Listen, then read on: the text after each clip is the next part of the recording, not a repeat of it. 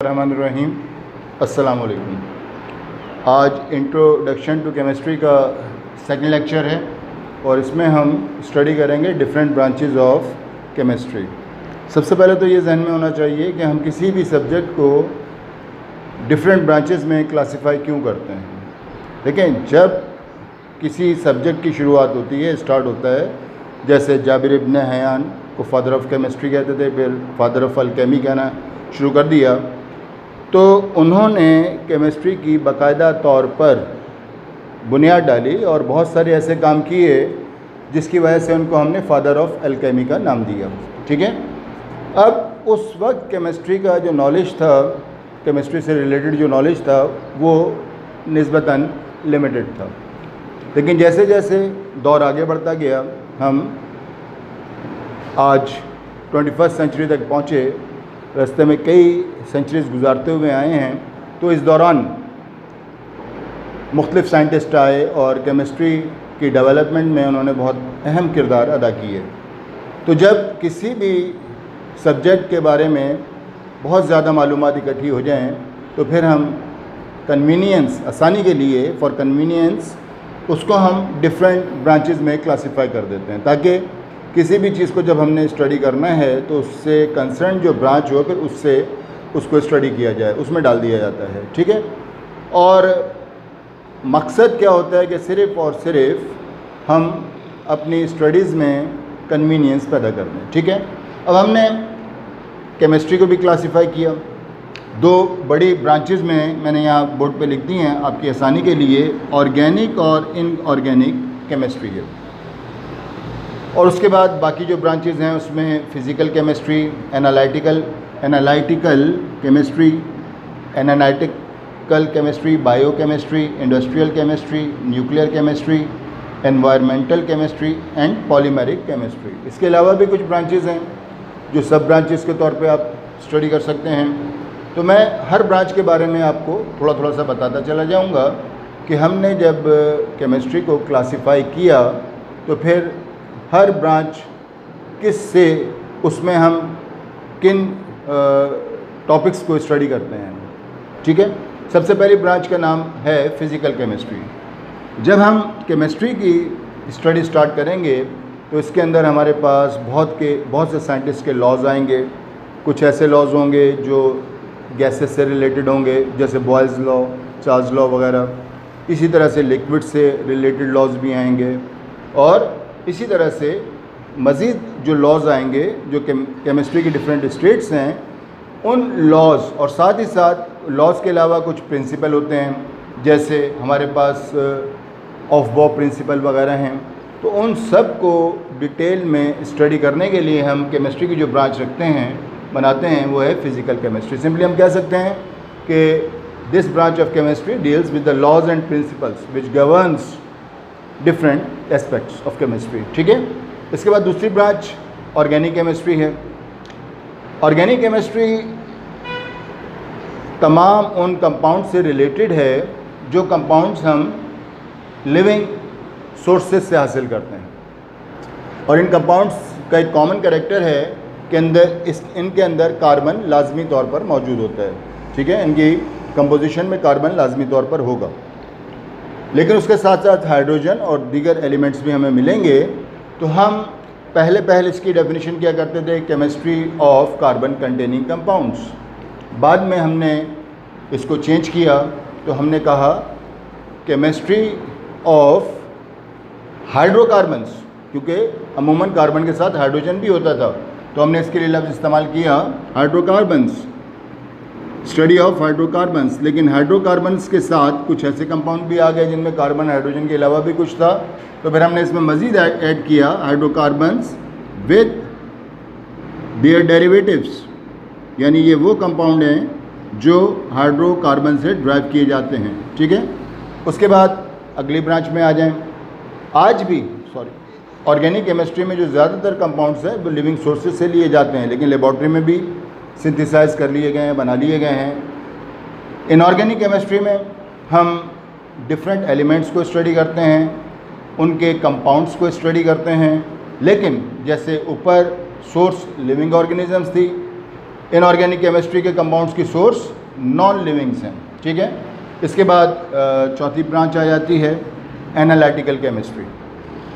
ये केमिस्ट्री की वो ब्रांच है जिसमें किसी भी ऐसे मेथड या टेक्निक को हम इस्तेमाल करते हैं कि हमारे पास जब सैंपल्स आते हैं, डिफरेंट सैंपल्स, जैसे हम ब्लड टेस्ट के लिए जाते हैं लेबॉर्ट्री में, तो हमारा ब्लड ले लिया जाता है और उसकी फिर एनालिसिस की जाती है। वो जो भी टेस्ट हो, अगर उसमें बैक्टीरिया, वायरस वगैरह को डिटेक्ट करना है तो वो उनके कुछ टेस्ट होते हैं।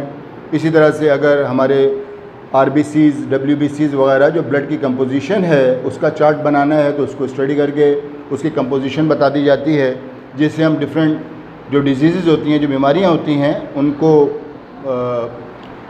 उनको डायग्नोस कर सकते हैं। तो क्योंकि इसमें हम उसकी कंपोजिशन देखते हैं तो लिहाजा इसका नाम रखा गया है एनालिटिकल केमिस्ट्री, क्योंकि हम उस ब्लड की एनालिसिस कर रहे हैं।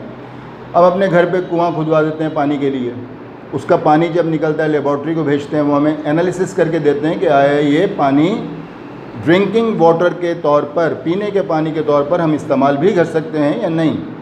और फिर वो हमें रिपोर्ट भेजते हैं कि जी पीने में इस्तेमाल नहीं हो सकता, लेकिन आप इसको वॉशिंग पर्पसेस में यूज़ कर सकते हैं और दीगर जो ड्रिंकिंग के अलावा वाटर का यूज़ है उसमें इस्तेमाल कर सकते हैं। तो बहरहाल मुख्तसर ये है कि इस ब्रांच का नाम एनालिटिकल केमिस्ट्री रखा गया क्योंकि इसमें हम वो मेथड्स, टेक्निक्स स्टडी करते हैं जिनमें हम डिफरेंट चीज़ों की एनालिसिस करते हैं। इसके बाद बहुत अहम, हर ब्रांच इंपॉर्टेंट है। बायोकेमिस्ट्री भी बहुत इंपॉर्टेंट ब्रांच है। इसको बैकबोन ऑफ मेडिकल साइंस भी कहा जाता है क्योंकि हमारी जो मेडिकल साइंस है, कई साइंस की, फिज़िक्स की, केमिस्ट्री की टेक्निक्स उसमें एप्लीकेबल हैं, लेकिन बायोकेमिस्ट्री बेसिकली जो ट्रीटमेंट के लिए हम मेडिसिन्स वगैरह इस्तेमाल करते हैं उसके लिए बहुत इम्पोर्टेंस रखती है। लेकिन बायो का लफ्ज़ी मतलब है लाइफ, तो biochemistry is the chemistry of life. तो लिहाजा इसमें लाइफ से या लिविंग ऑर्गेनिज्म से रिलेटेड जो कुछ है स्टडी किया जाता है, चाहे वो उनके ट्रीटमेंट के लिए मेडिसिन हों, चाहे वो हमारी जो एग्रीकल्चर है उसमें बहुत सारे पेस्ट हैं, इंसेक्ट्स हैं जो हमारी फसलों को ख़राब कर देते हैं, उनके लिए मेडिसिन को स्टडी किया जाए, तो वो सब का सब आ जाता है बायोकेमिस्ट्री में। इसके बाद इंडस्ट्रियल केमिस्ट्री, इसको हम अप्लाइड केमिस्ट्री भी कह देते हैं। हमारी जितनी भी इंडस्ट्रीज़ हैं उनमें केमिस्ट्री का इम्पॉर्टेंट रोल होता है।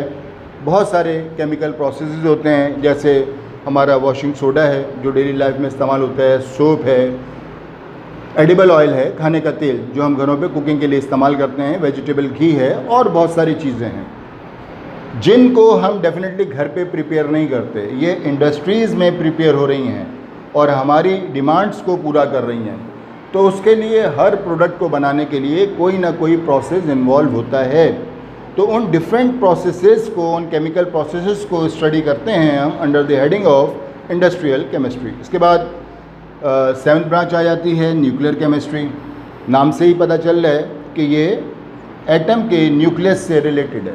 अब एटम का स्ट्रक्चर आप छोटी क्लासेस में देख कर आए होंगे कि इसका सेंट्रल पार्ट है जिसमें प्रोटॉन और न्यूट्रॉन होते हैं, ये कहलाता है न्यूक्लियस।